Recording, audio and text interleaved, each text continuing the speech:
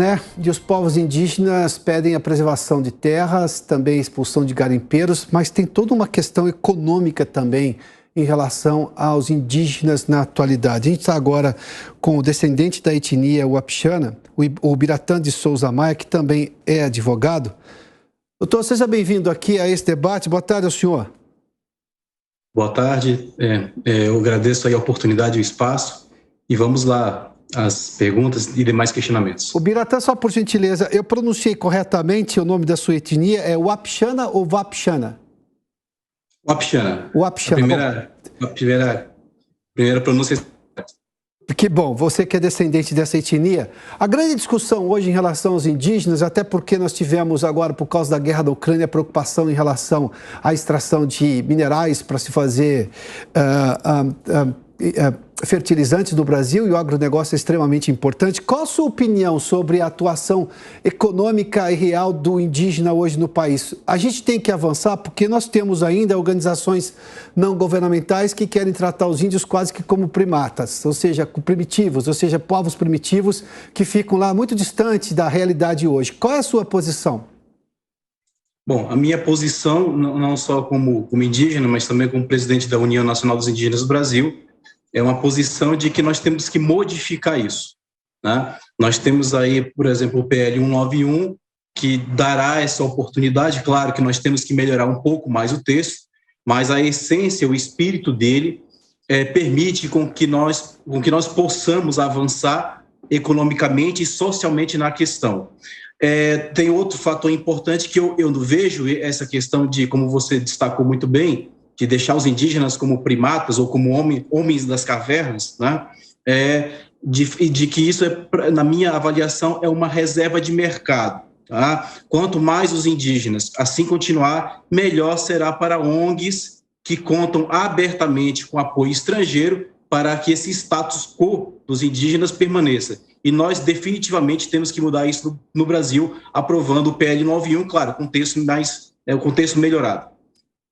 O Biratã, o que você acha da atuação econômica dentro de terras indígenas? Dá para fazer isso com preservação e, claro, ganhos econômicos para aqueles indígenas? A gente tem, por exemplo, exemplos no mundo dos indígenas americanos que, por exemplo, exploram até cassinos. A gente tem indígenas brasileiros que têm propriedade rural, por exemplo, que plantam soja e que plantam soja com tecnologia, porque, felizmente, a tecnologia brasileira no agronegócio é de altíssimo nível. Você concorda com a exploração de terras indígenas, ou seja, com todos os controles ambientais que este caso exige, mas que se dê ganho econômico para a floresta e para os povos que moram lá? Concordo plenamente. Esse é o modelo que tem que ser seguido. O que acontece? A Constituição diz que a propriedade das terras indígenas é da União.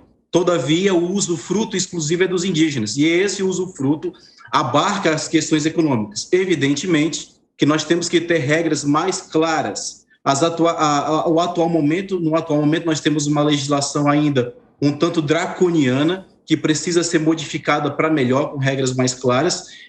Entretanto, também nós temos aí os exemplos. Nós temos o exemplo da etnia Pareci no Mato Grosso, nós temos o exemplo da etnia Potiguara no estado da Paraíba, com a cassinicultura, nós temos a etnia Caingangue no sul do Brasil, com soja e gado leiteiro, e temos aí outras etnias também que empreendem outras iniciativas econômicas, têm a sua diversificação da atividade econômica através do turismo, através da caça, do pesque-pague, enfim, outras iniciativas. É claro que, na nossa avaliação da Unib, a cereja do bolo evidentemente, é a mineração. E a mineração aí envolve não só a questão da questão que agora está em bastante voga por conta do conflito russo e Ucrânia, mas também a questão do nióbio, do ouro e diamante, que também tem grande apelo aí no mercado internacional. Vale dizer que a atual posição das ONGs contra o PL 191 é para manter o Brasil ainda na sua condição de subdesenvolvimento. E nós, indígenas, que pensamos o desenvolvimento do Brasil, que são bastante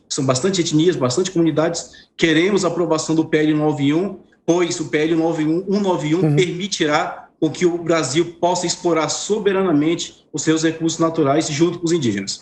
O Biratã, duas questões sobre o que você disse aí. Primeiramente, qual é a adesão dos outros indígenas? Porque a gente também vê representantes de algumas etnias protestando contra qualquer medida que flexibilize, por exemplo, a atuação econômica dentro de terras indígenas.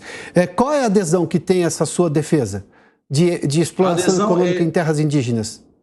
É uma adesão bastante grande. Você veja, nós primamos pela qualidade ao invés de quantidade. Nós temos aí nos manifestado na Folha de São Paulo, né? Eu acho que o público brasileiro sabe de uma recente manifestação na Folha de São Paulo a respeito dos indígenas que querem minerar, que querem trabalhar a questão da mineração, e esses indígenas representam muitos outros indígenas. Tá? Só a etnia Munduruku, por exemplo, tem um representante ali que representa pelo menos de 8 a 10 mil indígenas. Então, como nós primamos pela qualidade ao invés de quantidade, nós achamos por bem que alguns representantes dessas etnias poderiam opinar sem ter aquela adesão enorme de tantos indígenas, né, de vários indígenas, para que a gente pudesse, através de uma forma sucinta, expressar o que esses muitos indígenas representados por esses 10 ou 14 lideranças, né, pudessem expressar o que eles pensam sobre essa questão. E cabe destacar que, é importante destacar que está tendo um equívoco por parte até da imprensa, né, de que é preciso ter muitos indígenas para apoiar um determinado projeto de lei ou não. Não, isso é falso. Mas o que nós precisamos é que o PL esteja aprovado e dentro do PL aprovado existem mecanismos de consultas para ver se aquelas etnias que desejam explorar seus recursos desejam realmente fazer ou não. Então, ou seja, o PL é bem democrático nesse aspecto. Você pode explorar se quiser, se você não quiser, você não explora e continua a vida como está.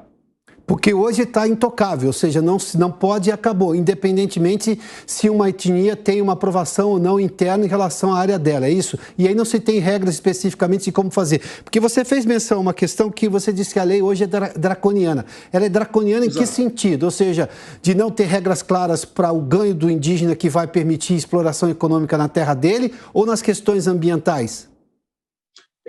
Tanto na questão ambiental como na questão de alguns assuntos correlatos. Você veja, eu vou citar um exemplo. Plantio de transgênicos em terras indígenas. Por que eu afirmo que a legislação é draconiana?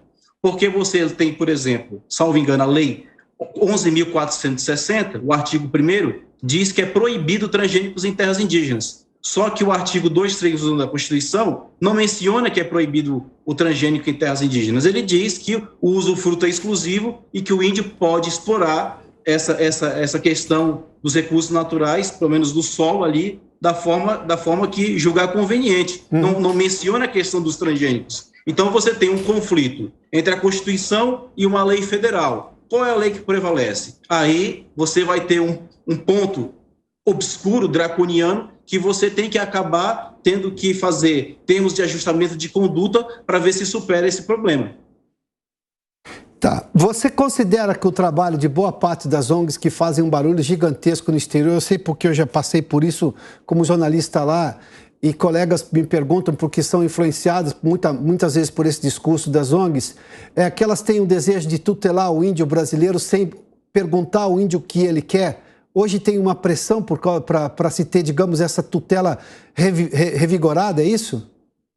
Olha, na verdade, isso já vou ser bem firme nesse ponto. Isso acontece desde a década de 90. Desde a década de 90.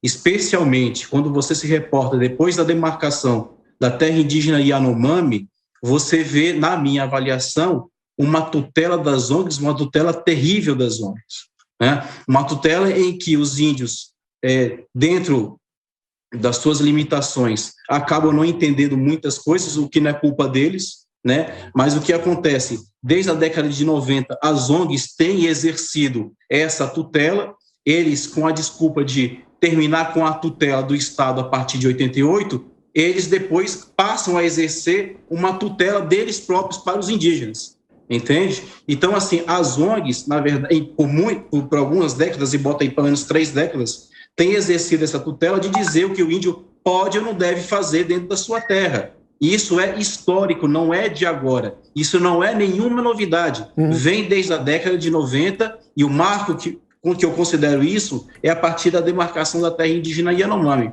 Agora que nós temos indígenas que estão quebrando essas marras, quebrando essa espiral do silêncio, evidentemente que você vai ter uma reunião, um apanhado, uma reunião de todas essas ONGs para poder fazer o barulho que for necessário para impedir o desenvolvimento do Brasil e o desenvolvimento dessas próprias etnias indígenas. Então, assim, nós somos realmente de um grupo que vem a combater essas ONGs e, finalmente, quebrar a espiral do silêncio em reação a essas narrativas mentirosas de acampamentos e etc., que colocam o tempo todo para a sociedade brasileira.